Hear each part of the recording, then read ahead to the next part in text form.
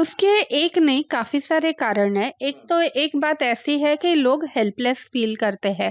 कभी-कभी उनको ऐसे लगता है कि इस सिचुएशन से चाहे कुछ भी हो जाए, हम बाहर ही नहीं निकल सकते और फिर उसका अंत सिर्फ़ मौत है, ऐसे उनके दिमाग में एक सोच कंटिन्यूअस रहती है और उस वजह से वो काफ़ी बार सुसाइड करते हैं।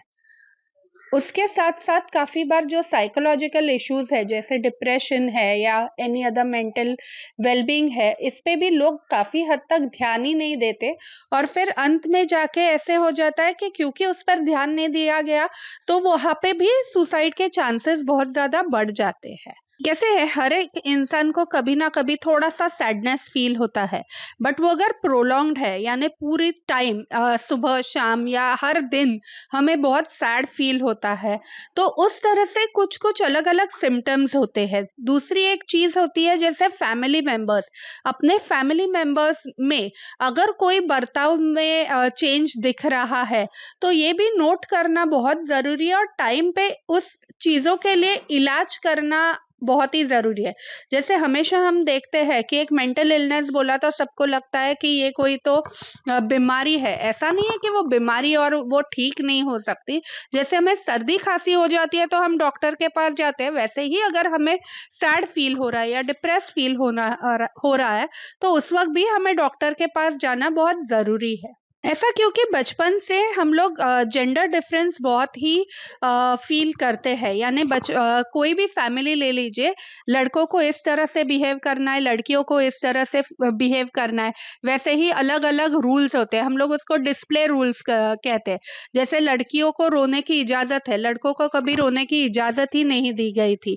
तो ये सारी चीज़ें जो कल्चरल फैक्टर्स जो सालों से चलते आ रहे हैं, जब तक उनमें बदलाव नहीं होगा तब तक सोसाइटी एक्सेप्ट ही करना नहीं चाहेगी कि लड़कों को भी प्रॉब्लम्स होती है और उनको भी उस चीज़ की ज़रूरत है या उनको भी साइकोलॉजिकल हेल्प की ज़रूरत है।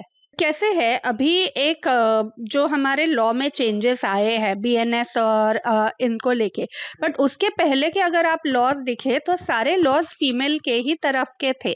जैसे डाउरी डेथ ले लीजिए या कोई भी तरह से कि फीमेल सेंटर्ड लॉज थे, बट मेल सेंटर्ड लॉज थे ही नहीं अभी तक। अभी थोड़ी-थोड़ी मतलब ये इंसिडेंट्स के बाद वहाँ पे महसूस हो रही है कि इन लॉज में बदलाव लाने की बहुत ज़रूरत है और उसी वजह से काफ़ी हद तक जेंडर न्यूट्रल लॉज किए जा रहे हैं।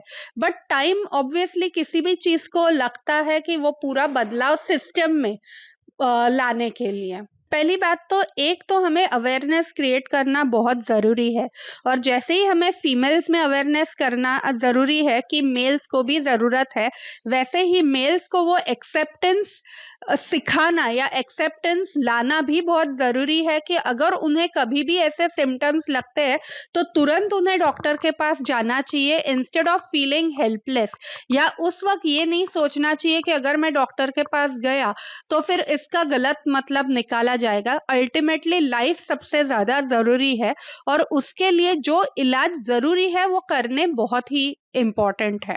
सिर्फ न्यूक्लियर फैमिली की वजह से ऐसा नहीं, स्ट्रेस ओवरऑल बहुत लोग फील करते हैं। कोविड के बाद एक अवेयरनेस बढ़ गया कि लोगों को एंजाइटी है, स्ट्रेस लेवल्स मैनेज करने के लिए ज़रूरत है। बट जब हम लोग ट्रेनिंग प्रोग्राम्स की बात कर रहे हैं, ये ट्रेनिंग प्रोग्राम्स हमें हर स्तर पे मतलब लोगों को हर एक स्टेट में ये प्रोग्राम्स करने बहुत ही ज़रूरी है।